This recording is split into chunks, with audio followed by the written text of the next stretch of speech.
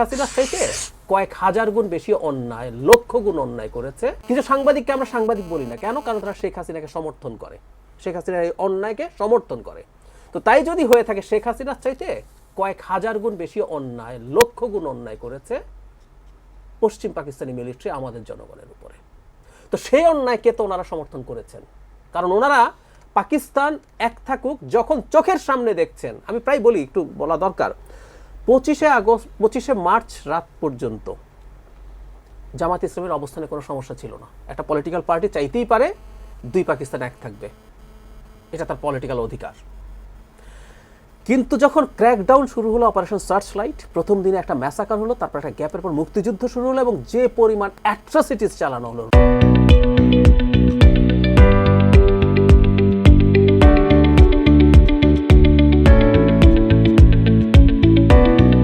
Rape, killing, genocide, crime against হিউম্যানিটির, তারপরও জামাত চাইছে পাকিস্তান এক থাকুক। তার মানে উনি সমর্থন করছেন পশ্চিম পাকিস্তানকে। সো এই যে অতীতটা জামাতের আছে, এই অতীতটা নিয়ে তো প্রশ্ন আসবেই। 5 আগস্ট পরবর্তী সময় একটা গুরুত্বপূর্ণ কাজ হবে মুক্তিযুদ্ধকে আওয়ামীকরণ থেকে বের করে আনা। আওয়ামী লীগ এটাকে তার সম্পত্তিতে পরিণত করেছে, মিথ্যা সব ইতিহাস লিখেছে, এটা বের করে আনবো আমরা। কিন্তু আমরা মুক্তিযুদ্ধের যে স্পিরিট আছে সেটা বাংলাদেশে থাকবে, থাকতে হবে।